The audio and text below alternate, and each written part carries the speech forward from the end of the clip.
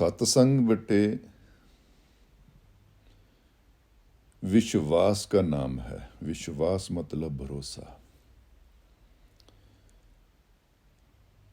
अगर हमें सत्संग करते बहुत साल या बहुत समय हो गया है, लेकिन अभी तक मेरे मन का जो भरोसा है वो अटूट नहीं बना, मेरे भरोसे में अभी डगमग है या मेरे भरोसे में अभी शंका है, तो निस्संदेह मुझे अभी उस भरोसे के ऊपर काम करने की जरूरत है कि मेरा भरोसा अभी तक क्यों अटूट नहीं बना। इसकी उदाहरण से रिश्ते नातों की बात करें। मान लो घर में रिश्ते नाते होते हैं, मियाँ बीबी हैं, भाई भाई है, बहन है, औलाद है। क्या हमारे परिवार में आपसी भरोसा है? आपसी भरोसा कब बनेगा? जब भरोसा ही भरोसा है लेकिन बीच में कुछ और चीज नहीं है। भरोसे कब टूटते हैं? जब इच्छाएं बन जाती हैं। जिस तरह के उदाहरण पे तौर कहूं, एक पति एक पत्नी है, संजोग बने, शादी हुई। इस शादी के बारे में मैं पहले भी कहता हूं, ये ना फेरों का बंधन है, ना किसी मुहूर्त का, ना किसी जात का, ना पात का, ना जगह का। ये भरोसे का बंधन है। जब भरोसे वाले कहते गुण मिल गए तो इस रिश्ते को कोई खराब ही नहीं कर सकता, कोई तोड़ ही नहीं सकता। भरोसे कब टूटे? जब ईमानदारियों में कमी आई। भरोसा तो दोनों ने किया, पर क्या दोनों एक दूसरे के प्रति ईमानदार रहे?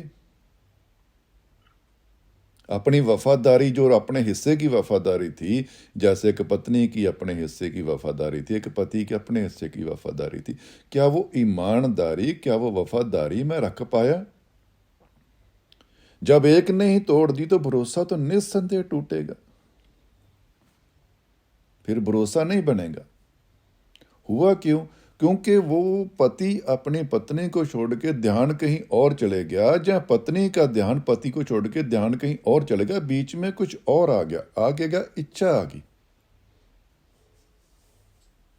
उसी इच्छा ने उस रिश्ते के अंदर से भरोसा खत्म कर दिया। अब जब तक ईमानदारी बरकरार नहीं होती, ईमानदारी लगातार नहीं होती, तो भरोसा कैसे कामयाब होगा बेटे? यही एक गुरु और एक यही शिष्य की बात है। क्या भरोसा बना? क्या मेरा जो विश्वास है वो अटूट बना? क्या मेरे अंदर ईमानदारी आई? तभी भरोसा बनेगा। इसकी मैं आपको एक उदाहरण दी हुई पहले भी। आप अपने सतगुरु को कितना प्यार करते हो, आप अपने सतगुरु पर कितना भरोसा करते हो, ये आपका कर्म है, धर्म है, कर्तव्य है। पर आपका कहते हैं फल क्या है भी? मेरे सतगुरु मेरे पे कितना भरोसा करते हैं, मेरे सतगुरु मुझ पे कितना विश्वास करते हैं, जब मुझसे कितना प्यार करते हैं। ये हमारी भक्ति का फल है। क्या सतगुरु का भरोसा मेरे ऊपर अटूट बन गया? वो कब बनेगा? जब मेरे अंदर इच्छा रहत मन, ईमानदारी, वफादारी संग चलेगा। इच्छाएं हैं तो जितनी इच्छाएं हैं ये जीवन के दुख हैं, और इच्छा कभी भी विश्वास को बनने ही नहीं देगी। क्यों? क्योंकि इच्छा पूरी होगी तो वाह गुरुजी, वाह गुरुजी, वाह गुरुजी होगी। अगर इच्छा में टूट गई या इच्छा पूरी न हुई तो उसी गुरु की बदनामी शुरू हो जाती है। बाद में उसी गुरु की बुराई शुरू हो जाती है, उस दर की, उस तीर्थ की बुराई शुरू हो जाती है। क्यों? क्योंकि मेरे अंदर इच्छा का खात्मा नहीं। इच्छा कब खत्म होगी? जब मैं ईमानदार से चलूंगा, मैं अपना फर्ज पहचानूं। भाई मेरी जिंदगी का गुरु से जुड़ने का उद्देश्य क्या था, मतलब क्या था? मैं तो अपने जीवन को निर्मल बनाना चाहता था। गुरु का मतलब क्या? मैं निर्मल होना चाहता हूं मृत्यु से पहले। और यही तो मैल है। और मैल क्या? मैं आपको पहले भी कह चुका हूं बेटे, वो पाप किए हैं, गुनाह किए हैं, उनको छोड़ दो। उनकी कोई मैल ही नहीं है आपके ऊपर। लेकिन जो आज अवगुण जीवत है आपके अंदर, आज अवगुण, वही मैल है। क्रोध का, काम का, लोभ का, अहंकार का, ये अगर अवगुण आज भी जीवित है तो इससे लड़ने की जरूरत है। वो जो पाप हो चुके हैं उनसे लड़ने की जरूरत नहीं है, वो तो मेरी नजर में नहीं अभी आ रहे, उनके पीछे मैं क्यों भागूं। पहले जो मुझे आज दिख रहे हैं, आज पता है मेरे अंदर क्रोध है, मेरे अंदर ईमानदारी नहीं है, मेरे अंदर वफादारी नहीं है, मेरे अंदर चोरी है, चालाकी है, छल है, कपट है, धोखा है, ये अवगुण है। ये अवगुण जब तक मन से नहीं निकले तो मैं निर्बल कैसे हो जाऊंगा। ये अवगुण मारने के लिए मैं सतगुरु से जुड़ा था, लेकिन क्या कि हम फिर इच्छाओं के मारे ही जुड़ते हैं। सबसे पहले बच्चों यही सत्संग, पहले अपने अंदर हमेशा सिमरन कर जाके देखो, क्या मेरा विश्वास कहां तक है। मेरा क्या विश्वास अटूट है? मेरे विश्वास में कोई कमी तो नहीं? क्या मेरे विश्वास में निर्मलता है? मेरे विश्वास में क्या ईमानदारी है? मेरे भरोसे में क्या वफादारी है? जब तक भरोसे में, विश्वास में ही बेटे कमी है, उसमें ईमानदारी नहीं है, उसमें वफादारी नहीं है, तो रहमत, बख्शिश, सतगुरु का प्रेम, सतगुरु का वैराग, सतगुरु का भाव उत्पन्न ही नहीं होना मन में। वो कभी भी पैदा ही नहीं होना। चाहे हम सतगुरु के आगे पीछे घूमें, चाहे हम 100 तरह की चीजें अर्पण करें, कोई गिफ्ट लेके आए, कोई उपहार लेके आए, कोई पैसा लेके आए, इनसे भाव तो पैदा होना ही नहीं। कर पैसे धन से भाव पैदा होता तो धन को कभी, फिर अमीर लोगों में भाव ही भाव होता, बेटे गरीबी में भाव ही ना आता कभी। फिर हर कोई बंदा पहले पैसा ही कमाता, फिर तो हर साधु संत पहले पैसा कमाता, क्योंकि पैसे से भाव है ना। भाव जाप से, भाव निर्मलता से, हृदय की स्वच्छता से, हृदय की ईमानदारी से। क्या मेरे अंदर जो रोम रोम, मेरा अंदर का हृदय, वो बिल्कुल सतगुरु के प्रति पूर्ण तौर पर वफादार, पूर्ण तौर पर ईमानदार है, और भरोसा इतना कि सतगुरु की बात मेरे लिए वचन है, जो मर्जी हो जाए ये मेरे जीवन में अमल बन जाएगी। ये नहीं होगी कि नहीं मैं पूछ तो लेता हूं, बाद में करती अपनी मन मर्जी हूं। तो ये भी क्या भरोसा अभी भी कच्चा है। इसलिए सत्संग की सबसे पहली मैं हर बार आपको बच्चों, भरोसा देखो अपने अंदर, विश्वास देखो अपने अंदर, आपसी एकता देखो।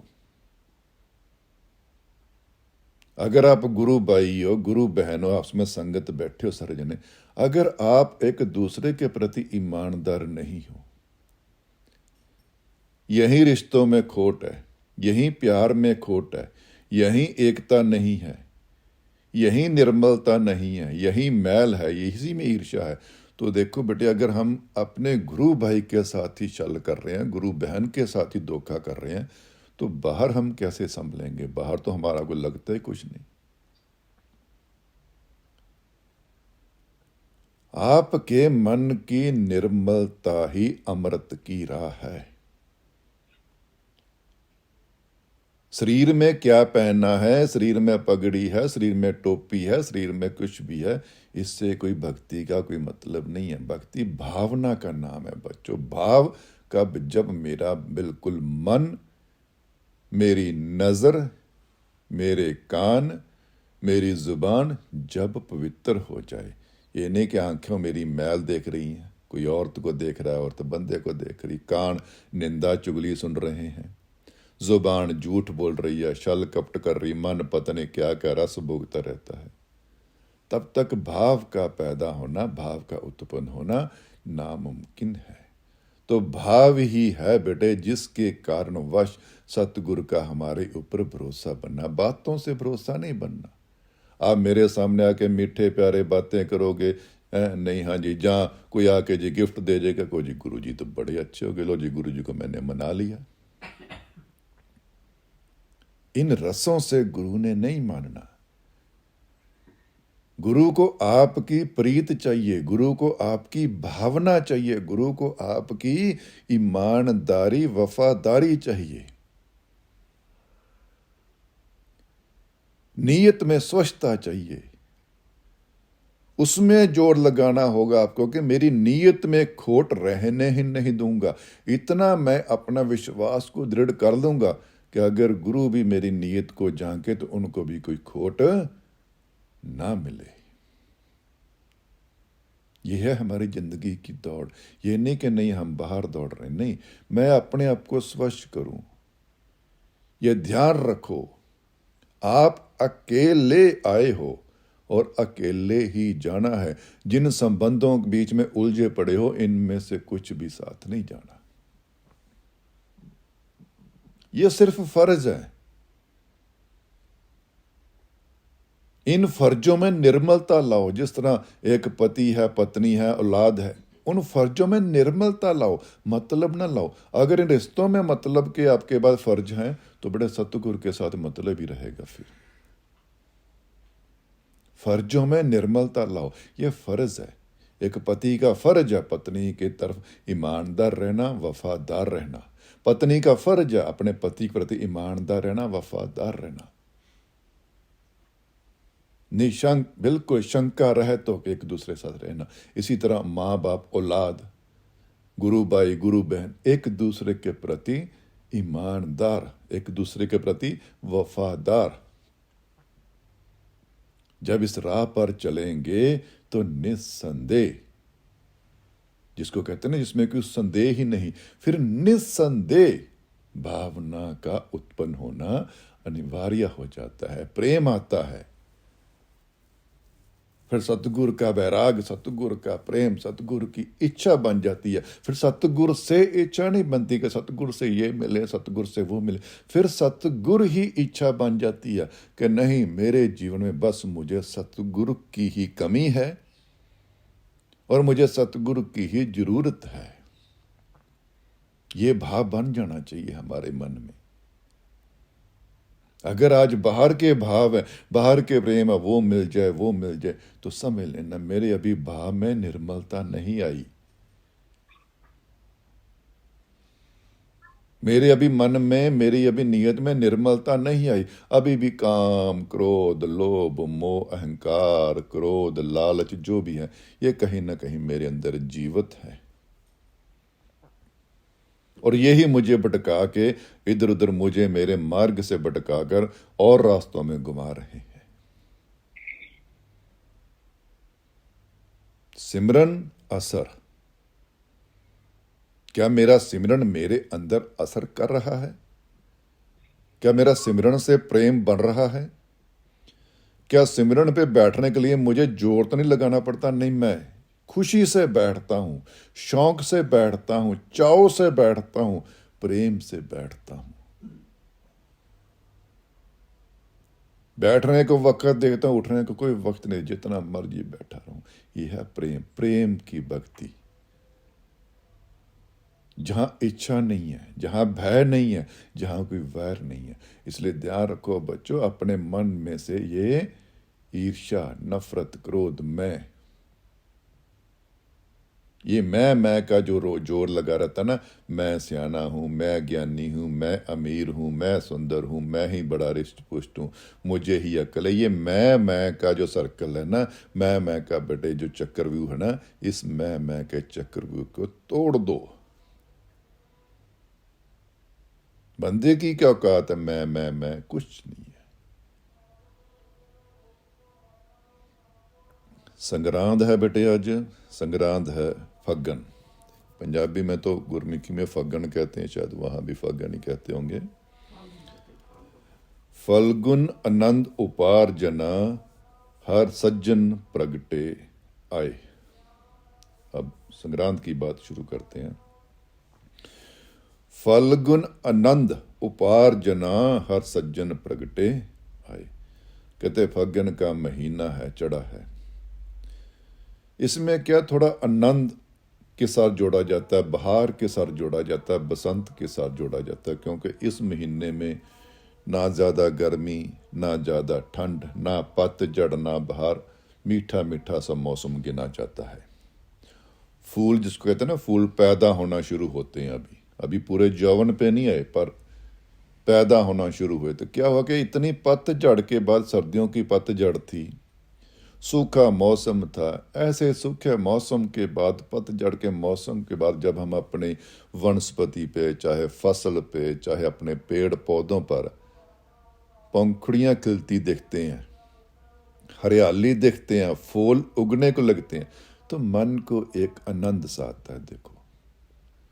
देखो कितनी लंबी पतझड़ के बाद इन्हीं सूखे हुए बूटों पर देखो फिर फूल आने शुरू हो गए हैं, ये पत्तियां आनी शुरू हो गई हैं, हरियाली आनी शुरू हो गई है। यही कहा गया है, फलगुन आनंद उपार्जना हर सज्जन प्रगटे आए। कहते मेरे मन अंदर सतगुरु की प्रीत के वही फूल पैदा हो रहे हैं,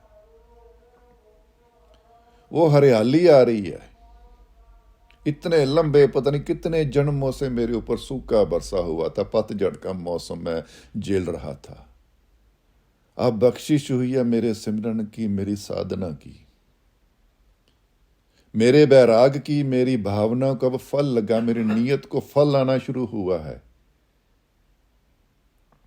मेरे अंतरात्मा पे अब हरियाली आनी शुरू हो गई है, सच के फूल खिलने शुरू हो गए हैं। तो उनका एहसास क्या हो रहा है? आनंद।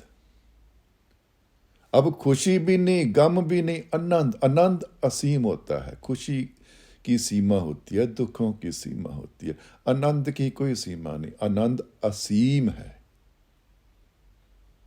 उस असीम आनंद का मुझे एहसास हो रहा है अपने अंदर।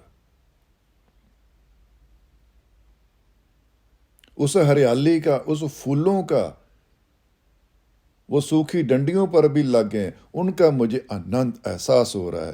कहते फल गुण आनंद उपार्जना हर सज्जन प्रगटे आए।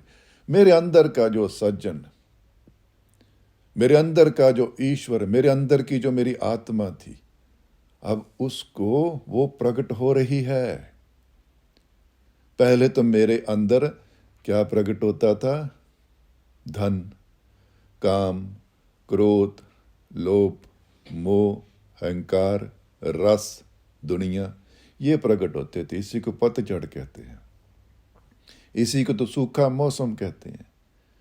नहीं, अब इनसे भी आगे निकल गया जो मैं हूं, मेरी अंतरात्मा, उसके अंदर जो सज्जन छुपा हुआ, मेरा मालिक, मेरा ईश्वर, उसके प्रकट होने का मुझे एहसास हो रहा है। और वो एहसास आनंद के रूप में मेरे सामने, मेरे मस्तिष्क में, मेरी आंखों में, मेरे शरीर के जर्रे जर्रे में वो आनंद महसूस कर रहा हूं मैं।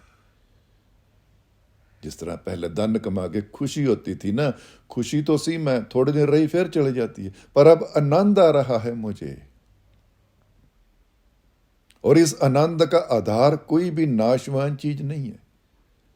ना धन से आनंद आना, ना तन से आनंद आना, ना विकारों से आनंद आना है, ना किसी तीर्थ से, ना धाम से। आनंद तो अंदर से आना है।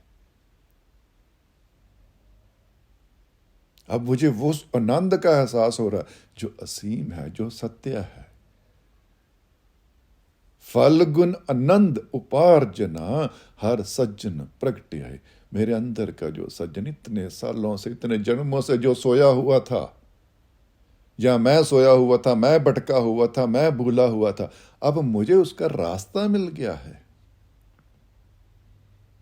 अब ये जो आनंद मुझे एहसास हो रहा है, इस आनंद के रास्ते ही मैं अब उस तक पहुंच जाऊंगा। जिसको कहते हैं कि छोटी सी उदाहरण है, कहीं आप रास्ते में सफर कर रहे हो तो आपके नाक को खुशबू आ जाए किसी चीज की, पर अभी दिख नहीं रही, खुशबू आ जाए। आप ध्यान से देखना, आप उस खुशबू का पीछा करते करते उस चीज तक पहुंच जाओगे। भी ये आई कहां से? किसी फूल की है, किसी सेंट की है, किसी परफ्यूम की है। पहले खुशबू ही आती है दूर से, फिर आप खुशबू को पकड़ लेते हो, उस नाक को सूंघते सूंघते, खुशबू को नाक में लेते लेते आस्ते आस्ते उस मंजिल तक पहुंच जाते। यही आनंद है। आनंद आना शुरू होगा तो देखो अपने अंदर आपका आनंद बना कि नहीं बना। अभी भी खुशी या मोह ही है। अब आनंद बनना शुरू हो गया है। अब उस आनंद को मैं सहारा बनाकर, ये आनंद आ कहां से रहा है? ये आनंद की कहते होंद क्या है? आनंद का जन्मदाता कौन है? जिस तरह खुशबू का जन्मदाता कोई ना कोई फूल होगा। मैं अब इस आनंद को सहारा बनाकर अपनी अपनी उस मंजिल तक, अपने उस रूप तक, अपने उस सज्जन तक पहुंच जाऊंगा। संत सहाई राम के कर कृपा दिया मिलाए। कहते ये जो कृपा बनी है, ये जो बख्शिश बनी है मेरे अंदर आनंद की, ये जो मेरे अंदर हरियाली आनी शुरू हुई है, सच की, भाव की, प्रेम की, विराग के जो मेरे अंदर फूल खिलने शुरू हो गए, ये हुए कैसे? कहते संत सहाई राम के। वो संत कौन से संत? कहते दुनिया में संत तो भरे पड़े हैं। कोई धर्म की विचार कर रहा है, कोई वेदों की विचार कर रहा है, कोई ग्रंथों की विचार कर रहा है, कोई तीर्थों की विचार कर रहा है, कोई उच्चता नीचता की विचार कर रहा है, कोई भेदभाव की विचार कर रहा है, नहीं तो अगर कोई ज्यादा कोई अवतारों की विचार कर रहा है, कोई राम की, कोई कृष्ण की, कोई नानक की, गोविंद की। पर कौन सा संत कहते हैं जो ईश्वर की विचार करता है, जो ईश्वर की बात सुनाता है, ईश्वर की बात समझाता है मुझे, उस संत की शरण में जाकर, उस संत की कृपा से मुझे ये आनंद मिला है। नहीं तो अगर अवतारों से जोड़ दिया जाएगा, तीर्थों से जोड़ दिया जाएगा, धर्म से जोड़ दिया जाएगा, मंदिरों मस्जिदों गुरुद्वारों से जोड़ दिया जाएगा, कभी भी आनंद नहीं आएगा, क्योंकि आनंद की होंद ईश्वर है, मालिक है, जो आज भी है। उसको था नहीं कहा जाता।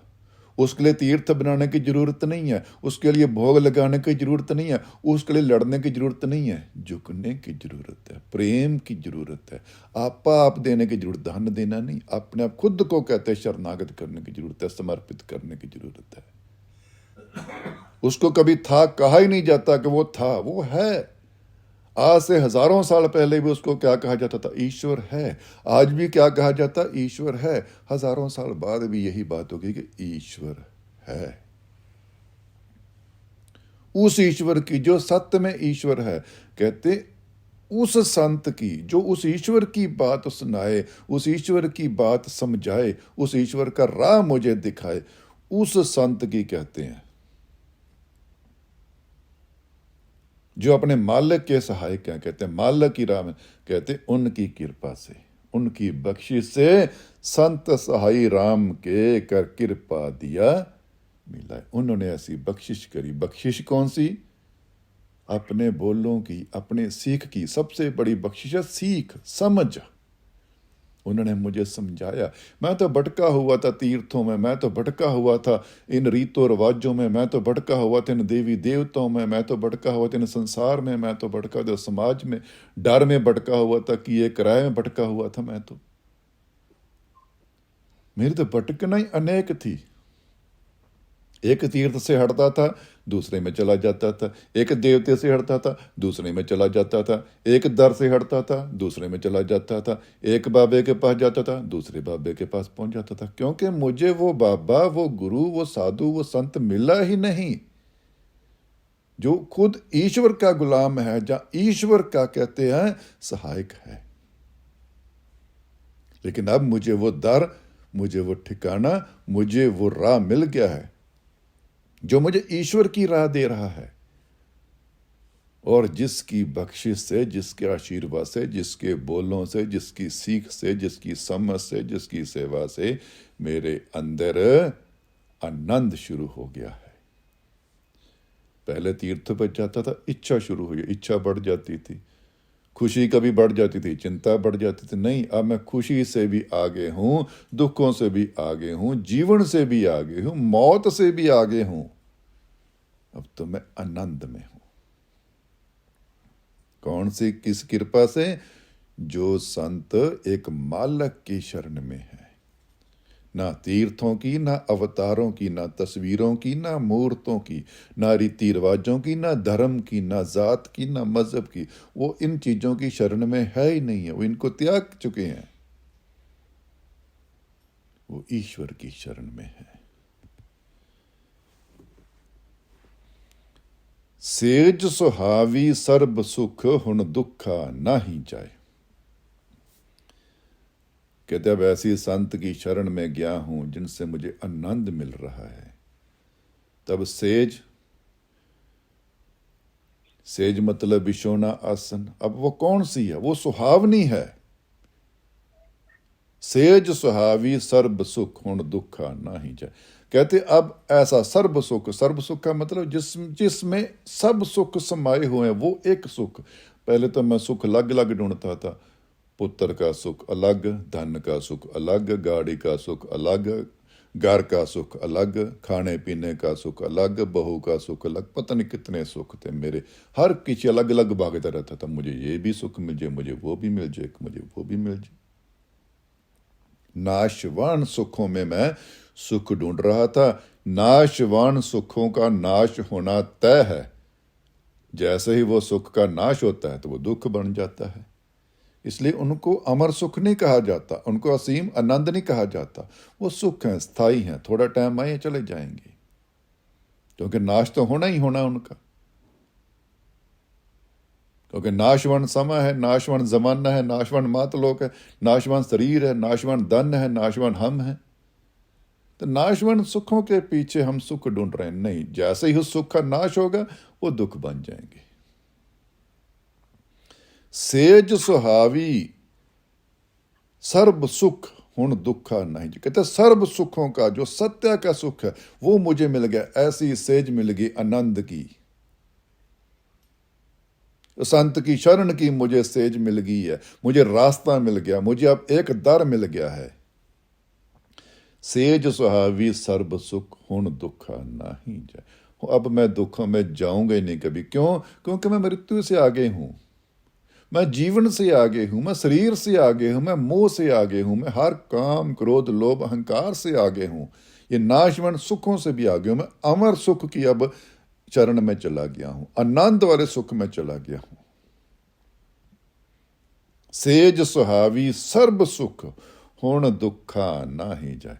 कहते अब तो सुख ही सुख है, अब दुख नहीं आएंगे। क्योंकि सुख और दुख बच्चों जब तक शरीर है ये नाशवान है।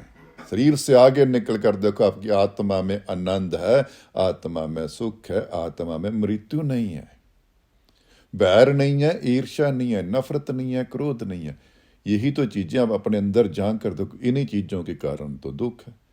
क्रोध आता है, दुख है। अहंकार आता है, दुख है। मोह आता है, दुख है। लालच आता है, दुख है। काम पैदा होता, दुख है। वहां तो ये चीजें हैं नहीं, इन्हीं यही तो दुख थे। और दुख कौन से थे? सेज सुहावी सर्ब सुख हुन दुखा ना ही जाए, इच्छ पुनी वडभागनी वर पाया हर राय। अब मेरी इच्छा पूरी हो गई है। अब इच्छा की बात करें, जैसे ही हम जन्म लेते हैं संसार में, बचपन में बच्चे की इच्छा नहीं होती, कि बच्चे की सिर्फ भूख होती है दूध पीना, उसकी इच्छा कोई थी नहीं ना है। लेकिन जैसे जैसे वह बड़ा हुआ, हमारे माँ बाप ने, चाहे हम माँ बाप, अपने बच्चों के मन में इच्छा पैदा करनी शुरू कर दी। बच्चे पढ़ना है, बड़ा बनना है, आगे बनना है, रेस लगानी शुरू कर दी, धन कमाना है। इच्छाएं बढ़ती गई बढ़ती गई। ये तो वो कहते हैं बेलें होती ना, जैसे ये आपकी भी होती, कहते वो ग्लोई की बेल ही कलो उदाहरण के तौर पर, उसको किसी भी दरख्त पे फेंक दो, वो उसी दरख्त को खा खा करके हरी हो जाती है। उसकी अपनी जड़ चाहे ना ही हो। इच्छाएं ऐसी हैं, इनकी अपनी जड़ नहीं है, ये दूसरों के सुख खा लेती हैं, ये दूसरों के बलबूते पलती रहती हैं, बढ़ती रहती हैं, आगे आगे जाती रहती हैं, और फिर उस वृक्ष को भी कवर कर ले, ढक लेती हैं अपनी इच्छाओं से ही। कहते इच्छ, मेरी इच्छ पूरी हुई। अब ये देखें मेरी इच्छ क्या थी। पहले तो मुझे जानना पड़ेगा कि मैं कौन हूं, क्या मैं शरीर हूं या मैं आत्मा हूं? शरीर की तो इच्छाएं बहुत हैं, शरीर में आनंद नहीं है, शरीर में असीम सुख नहीं है, शरीर को गुरु की भी जरूरत नहीं है। गुरु की जरूरत आत्मा को, और आत्मा की इच्छा क्या है?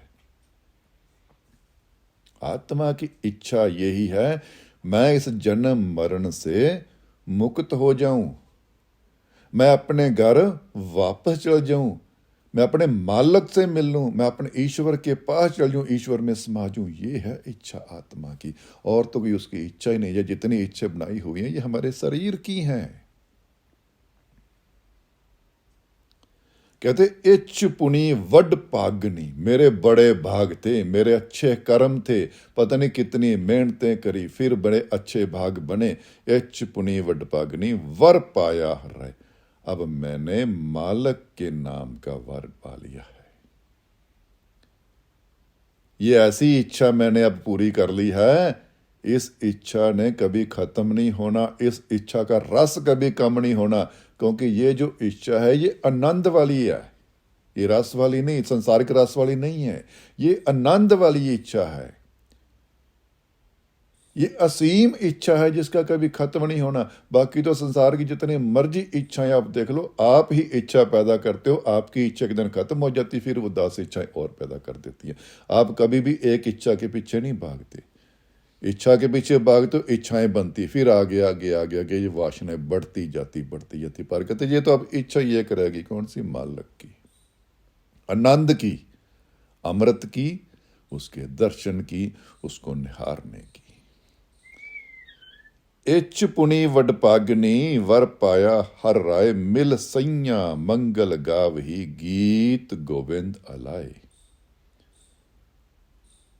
कहता मैं क्या देखता हूं, मेरे जैसी और भी सैया है उसकी, और भी सजनियां हैं उसकी, पर क्या देखता हूं, यहां तो सारे अलग अलग अलाप राग देते, कोई अपना कोई अपना कोई अपना कोई अपना, कोई अपने मत के मुताबिक, कोई अपने धर्म के मुताबिक, कोई अपने मजहब के मुताबिक, कोई अपनी जात बरादरी के मुताबिक।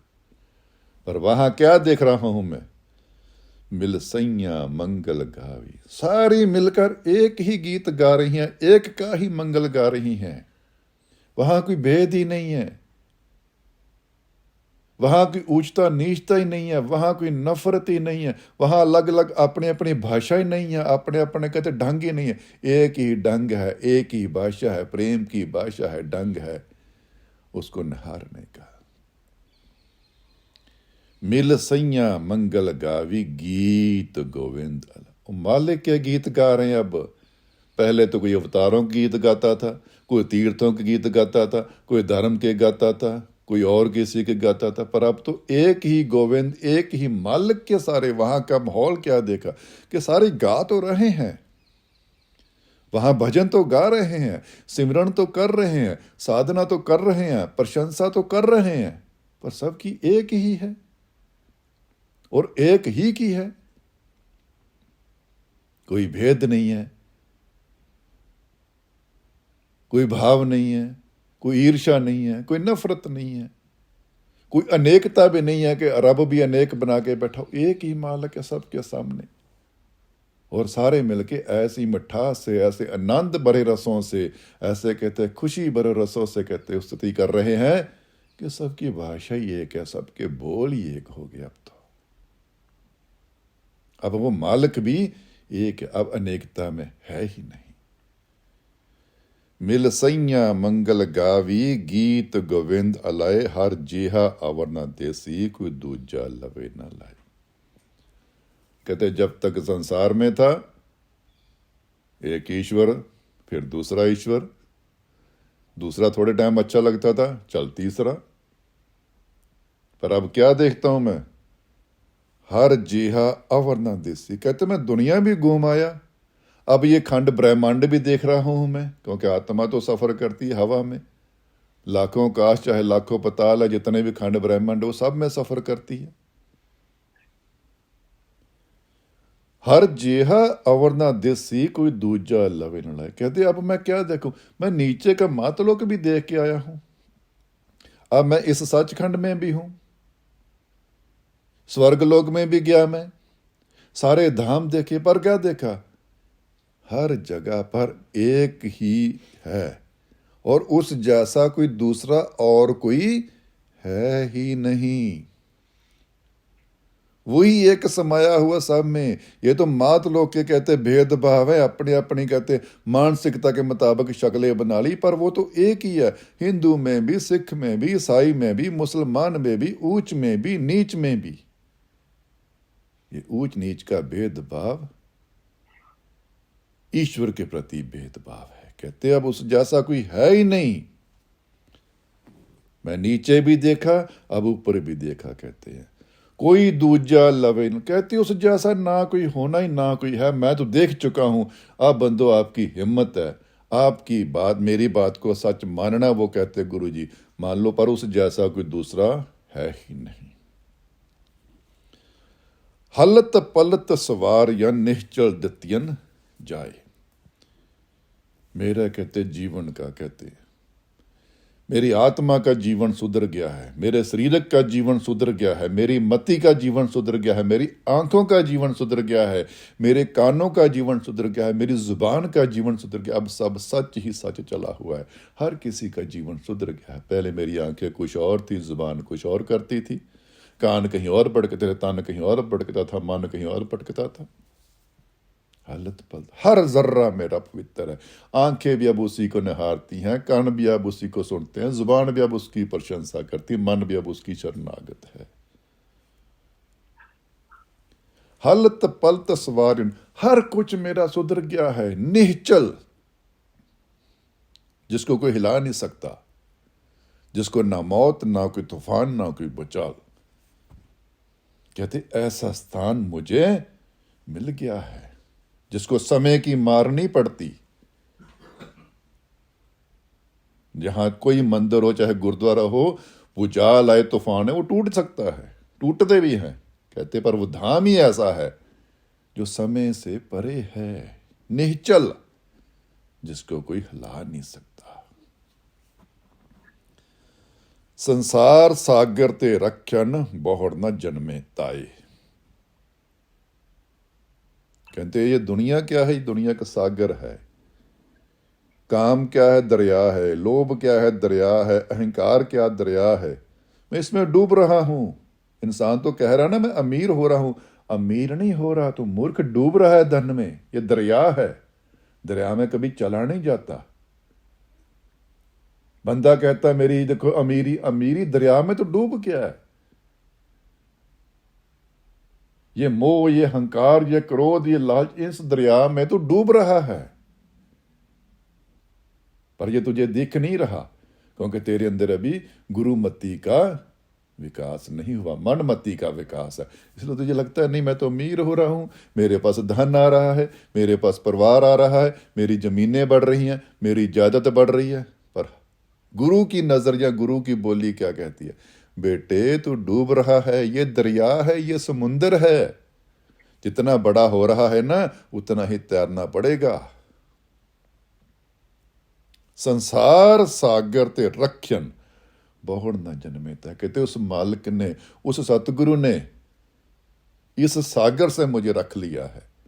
यह संसार जितना सागर, इतना बड़ा सागर, हर तरफ कहते डूबने का ही स्थान है। चाहे काम क्रोध जिस भी विकार में, जिधर भी देखो सब डूबने का ही राह है।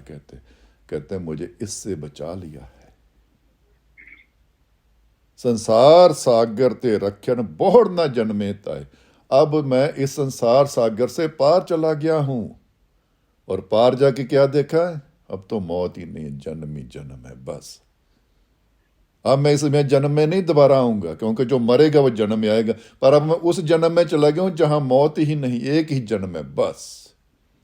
अब दोबारा मैं जन्म में नहीं आऊंगा, दोबारा मां के गर्भ में मैं नहीं आऊंगा, दोबारा इस मृत्यु लोक के सफर में मैं नहीं आऊंगा, क्योंकि मैंने संसार का सागर पार कर लिया है। धन का कह लो, मोह का, क्रोध का, सारा सागर मैंने पार कर लिया है। जीवा एक अनेक गुण तरे, नानक चरनी पाए। कहते हैं मालिक ऐ सतगुरु मेरे, इतनी बख्शिश हुई है तेरी मेरे ऊपर। मेरे पास एक जुबान है बस, एक जुबान से मैं कितने को तेरी प्रशंसा करूं। ये ईश्वर का शुक्र कर रहे हैं, अपने सतगुरु का शुक्र कर रहे हैं कि मेरे पास एक ही जुबान है मेरे मालिक। तेरी इतनी बख्शिशें हुई है मेरे ऊपर, तेरी इतनी रहमतें हुई हैं मेरे ऊपर, एक जुबान से कितने को शुक्र करूं तेरे। मेरे से शुक्र भी नहीं होता तेरा, कितनी को प्रशंसा करूं तेरी। मेरे से प्रशंसा भी नहीं होती पूरी, क्योंकि जुबान ही मेरे पास एक है। मेरे मालिक बख्शिश कर, यही कबूल कर कहते हैं। जीव एक अनेक गुण, तेरे गुण ही बहुत है मेरे ऊपर, उपकार ही बहुत है तेरे, एहसान ही बहुत है मेरे ऊपर।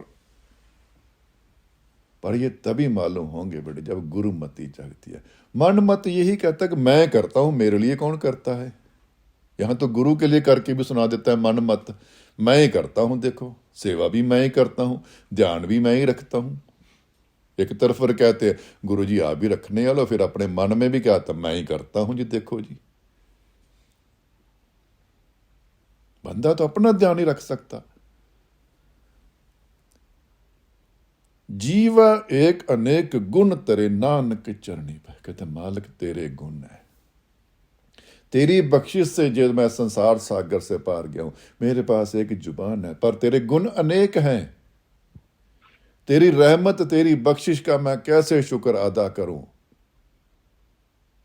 मैं अपनी मैं में था तो दिखता था मैं ही मैं हूं, नहीं जब तुझे देखा तो सब कुछ तेरा है। ये खाना, ये पीना, ये पहनना जो दे रखा, मैं कैसे कैसे तेरा शुक्र करूं। जीवन दे रखा, कैसे शुक्र करूं। मुझे मति दिया, कैसे शुक्र करूं। मुझे सतगुरु की राह दिए, कैसे शुक्र करूं तेरा मेरे साहब। मेरे पास तो रसना ही एक है, मेरे पास तो जुबान ही एक है। तेरे गुण अनेक हैं मेरे मालिक। उन गुणों को देखने के लिए बच्चे गुरु मति की रोशनी करो। मन मत में वो गुण नहीं दिखेंगे। मन मत में तो यही दिखता मैं करता हूं, मैं करता हूं, मैं करता हूं। मेरी मेहनत है, मेरे दिमाग है, मेरी चालें हैं, मेरी समझ है, मैंने सब कुछ किया है। नहीं, सब गुण उसके हैं। बंदा तो मिट्टी है। बंदे के अंदर क्या गुण है? कुछ भी नहीं। मिट्टी के अंदर क्या गुण आने? सब गुण तेरे, मेरा तो कोई भी गुण नहीं। यह गुरुमति की भाषा है। कहते मालिक मेरे पास जुबान ही एक है, रसना ही एक है। तेरे अनेकों गुण का कैसे शुक्र करूं, पर जितना भी कर रहा हूं मालिक कबूल करना। तेरे गुणों के बराबर मैं तेरा शुक्र तो नहीं कर सकता, तेरी सुंदरता के मुकाबले तेरी प्रशंसा तो नहीं कर सकता, पर फिर भी जितनी कर रहा हूं कबूल करना। फलगुन नित सलाइए जिसनो तिल न तमा। कहते किस ईश्वर की सलाह करें, किस ईश्वर की सिफत करें जो हमसे कुछ ले रहा है, चढ़ावा ले रहा है। किस साधु की शरण जाए जो हमसे चढ़ावा ले रहा है, जो गुलक लगा के बैठा है। नहीं, जिसको तिल की भी तमा नहीं है, हमसे वो तिल भी नहीं चाहता। वो क्या चाहता है? भाव दो मुझे बच्चों, मुझे प्रेम दो, मुझे सिमरन दो, मुझे सेवा दो, मुझे एकता दो, बस। हाथ में चाहे कुछ भी ना लेके आओ, तिल भी ना लेके, तिल की भी तमा नहीं है उसको। हमसे एक तिल जितनी भी इच्छा नहीं है कि मेरे लिए क्या लेके आए हो। उस रब की बात कर रहे हैं, और यहां चढ़ावों से हम खुश करना चाहते हैं। नहीं,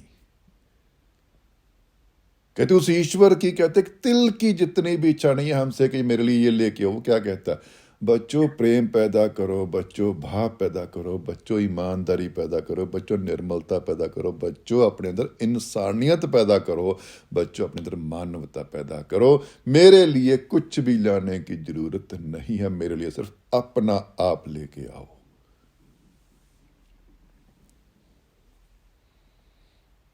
फलगुन नित सलाही, हर रोज सलाहो। कहते सुबह शाम उसकी सिफत में बैठो, सिमरन में बैठो, साधना में बैठो, सेवा में बैठो। पर किसकी? जिसको तिल की भी तमा नहीं है, एक तिल जितनी भी इच्छा नहीं हमसे रखता कि मेरे लिए ये बच्चे ये करें। यही बच्चों आज का महीना फल्गुन, ध्यान पूर्वक विचार करो। मेरे अंदर अभी मन मत का प्रचार है, जहां गुरु मत का प्रकाश हो रहा है। क्या मैं गुरु का शुक्र कर रहा हूं कि जहां अभी भी शंके हैं, शिकायतें ही हैं। मैं अपने मालिक के प्रति क्या ईमानदार वफादार हो गया हूं? अपने कर्म के प्रति क्या मैं ईमानदार वफादार हो गया हूं? क्या अपनी आत्मा के प्रति मैं ईमानदार वफादार हो गया हूं? यही रास्ता है जो हमारे अंदर भाव पैदा करेंगे, प्रेम पैदा करेंगे और हमें निस्वार्थ अमृत तक, आनंद तक लेकर जाएंगे।